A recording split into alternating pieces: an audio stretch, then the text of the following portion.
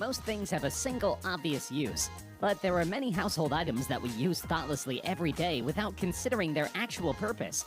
From the holes in pen caps to the ridges on coins, everyday details are filled with hidden meaning. Today we're exploring 10 things you didn't know the use of. You have probably noticed that all wine bottles have an indentation at their base, but what exactly is this dimple used for?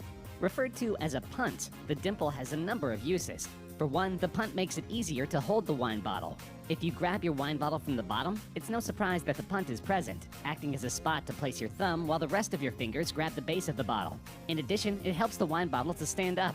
Glassblowers used to create punts to push the seam of a bottle up, allowing the bottle to stand upright while preventing glass at the bottom of the bottle from sticking out and cutting people. The punt also catches sediment and causes the bottle to chill quicker. Though they were once optional, it's hard to imagine a bottle of wine without this punt. Many people have wondered why there's a hole in the top of all pens. One common speculation was that it made the ink dry faster, so that the pen manufacturer could make more money. Another theory claimed that the hole in the cap helped equalize pressure when one opened and closed it. But the real answer is remarkable. They have a hole to prevent suffocation in case someone swallows their pen. It turns out many people love to chew on their pens, and it's not uncommon to swallow them. The Independent wrote, 100 people die in the US each year from choking on pen lids. This number used to be much higher, and the reason the number didn't increase is that the pen company Bic put a large hole in the top of the lid. This means that even if the lid is accidentally swallowed, there's a bigger chance people can still breathe. Other pen companies saw that this was a good idea, so they added a hole to their lids too. Though few people are writing with a pencil and eraser these days, many people still remember erasers with both a pink and a blue side. But what was the point in bifurcating the eraser? Apparently, the blue end is meant for erasing pencil marks on heavy grades of paper, or dark marks. The soft pink end is useful for light grades of paper, in which the hard gridded side would tear apart, and also for precision erasing, such as removing a light stray mark from among dark marks. On grainy art paper, pencil marks are a pain to remove. The blue end of the eraser is tough, and it doesn't wither away when used on more coarse forms of paper. The blue end is not meant to erase ink, as many people falsely believe. Pom-poms are a normal fixture of the average winter hat, but exactly what purpose do they serve? The pom-pom hat's origins can be traced back to Scandinavia from the age of the Vikings. The Viking god Freyr is depicted wearing a hat or helmet with a pom-pom on it in a statuette that was discovered in 1904 on the farm Rallinge in Södermanland, Sweden. Apparently, it works like a cat's whiskers. The pom-pom would let sailors gauge the height of a cabin so they wouldn't hit their head, or it would warn them of something overhead. It would also protect their head in the event that they did actually get hit with something.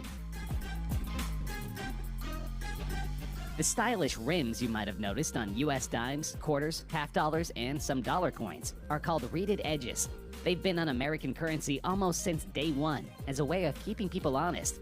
They date back to the time when US currency was actually made of silver and had an intrinsic value. Reeded edges served a twofold security purpose for silver coins. One, they added an additional intricate element to the coins that made them more difficult to counterfeit. And second, they prevented fraud.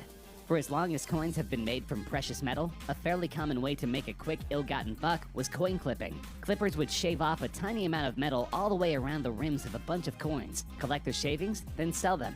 Reeded edges ruined this scheme, since a shaved edge would be immediately obvious and alert anyone who received one that something was wrong. Many drinkers are curious about beer bottles' distinctive shape. Long-necked bottles have been used for a little over 100 years now. This design allows packers to easily seal off the top with a small bottle cap, reducing the size of the seal and thus saving money. A smaller seal on a beverage container also is stronger than one spread across a larger area. Some beer bottle necks will be more bulbous than others. Wide necks used to collect particles that could be in the beer when poured. Long-necked bottles that are round also allow for a fairly efficient means of packaging, while also decreasing the probability of breakage and transport. All of these general characteristics, from manufacturing to packaging, shape why glass bottles look like they do today. The leather patch is a popular trend with today's backpacks. It's called a lash tab, or pig snout. Originally, it was designed for outdoor packs to pass string through it and fasten equipment. Over time, rubber and plastic replaced leather as weatherproof alternatives. It's also used on personal flotation devices to attach knives, whistles, or other gear. Today, lash tabs are added to backpacks for a vintage look. This may have escaped your notice, but most padlocks actually have either one or two tiny holes in the bottom, so one could easily wonder, what's their actual purpose? Firstly, it lets water drain out if you're using it outdoors, preventing it from rusting or freezing up in the rain or snow. Secondly, the hole can also be used to oil the lock to keep it functioning properly. If your lock is locked and you cannot open it, you can pour engine oil or any lubricating oil into the holes, which will help you turn the key without difficulty. Have you ever noticed that toothpaste tubes come with a tiny symbol on the sealed end of the tube? These symbols generally come in green, blue, red, or black. According to several websites and social media posts, the claim is that the little squares you see in the bottom of a tube of toothpaste are some sort of toothpaste color code, revealing the nature of the materials within. The post claims that a green mark means the toothpaste is all natural, a blue mark means it contains a mix of natural ingredients and medicine, a red mark means it contains natural ingredients and chemical ingredients, and a black mark means it contains all chemical ingredients. But the whole thing is a myth. The squares are actually just part of the manufacturing process and are called eye marks.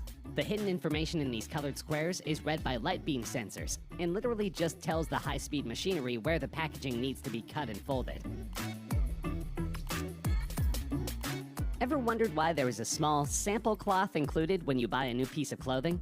It's pretty common with shirts and trousers. It's not to repair clothes, as many people believe. Instead, they are given so that you can know the nature of the textile material used, so that you don't wash it in a way that potentially ruins your clothing.